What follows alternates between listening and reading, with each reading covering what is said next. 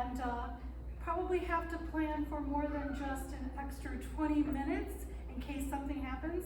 I've never encountered cows in a trailer stuck in the middle of a road, but I saw it this morning. But thank you, and I'm so humbled by your wonderful welcome. One of the things I like about this place is that it allows people from more than one religious tradition to find a home here. As your name suggests, this is a place where different relatives in the holy family of humanity is found. In a sense, this place is a microcosm of first century Judea. Judea was a multi-faith society. People from various faith traditions encountered one another at this crossroads on the eastern shore of the Mediterranean Sea. Should it surprise us that people in that time and place didn't seem to have many problems with other faith traditions, as we sometimes do? The story from Matthew 2 is a good example. Presumably, a small group of men known as the Magi, usually thought to be Babylonian or Persian astrologers, perhaps maybe of the Zoroastrian faith, meet the Jewish King Herod and the Holy Family. It is a beautiful and suspenseful story that teaches us about being in a relationship with those of other cultures and faith traditions, many of whom live in our neighborhoods, attend our schools, share our workplaces, are members of our own families, or worship in the same buildings. The story tells us that the Magi followed a star to find the baby Jesus. We may not be able to follow actual stars in the same manner today, but when we follow their story, we can learn 6 beautiful things from them about interfaith dialogue. Number 1, be willing to take the first step. The Magi did not wait for the newborn king to come to them. Instead, they actively searched for an opportunity to greet him. They stopped everything they were doing, packed their suitcases, and set out on a long journey, longing to meet the promised Messiah. Likewise, interfaith dialogue requires us to take initiative. We can be the ones to make the first phone call and write the first email introduction. We can be the ones to travel to the home turf of the other, rather than expecting others to come to us. 2, ask questions. The Magi knew of a prophecy relating to the birth of a future Messiah, King of the Jews, but they were not familiar with the Hebrew scriptures describing where he might be born. So they found people most knowledgeable about the Jewish faith and asked for their help.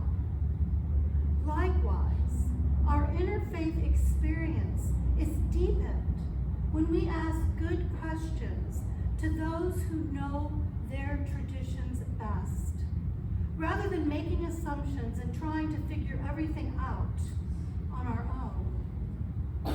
3, see the holy in one another. When the Magi found the child, they were thrilled to bits and knelt before him. They knew they were seeing someone holy. Likewise, we may not have many opportunities to see or experience the holy in other faith traditions, but we can open ourselves to see the ways God is at work in their lives. We can honor the sacred we find in others. 4, bring our best gifts. The Magi brought precious gifts to the Holy Child, items with both symbolic and practical significance. There is a joke floating around that suggests if women had been the ones to travel to meet the baby, we would have brought a casserole, baby wipes, and diapers. But the male Magi did their best. Likewise, we may not have an abundance of gold, frankincense, and myrrh in our homes, but we can bring our best selves. We can bring our spiritual gifts of generosity, kindness, and openness. 5, be willing to take risks. It would have been easy for the Magi to return to Jerusalem as instructed, telling Herod exactly where to find Jesus.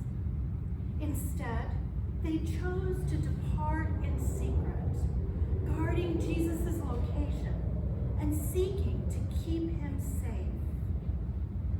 Likewise, in a nation where Christians like us are the majority, many of whom are intolerant and suspicious of others, we must pay attention to our neighbors' safety as they practice their minority faith. And we must be willing to take risks on their behalf to help them exercise their free expression of religion. And number 6, expect to be changed. The Magi did not return by the same road. They found a new way home. Likewise, our interfaith encounters can be transformative. They can change our perspective, sharpen our empathy, and enrich our understanding. We will not go back the same way we came. So here we are, 2,000 years later, as we continue to engage in interfaith encounters and dialogue, as we continue to be exposed to new expressions of faith, we can give thanks for the example given to us by those ancient Magi, those star-following astrologers full of initiative and curiosity. They were people who wanted to see the holy, regardless of the religious traditions, who brought the best that they had. They were people who were willing to risk everything for a once-in-a-lifetime opportunity. People who knew that their lives would never be the same. That is what interfaith dialogue is all about. It is a gift from the one who has created us to generate more understanding, to produce more meaningful relationships, and to bring more peace into a world of conflict and chaos. May God keep us all safe on this journey.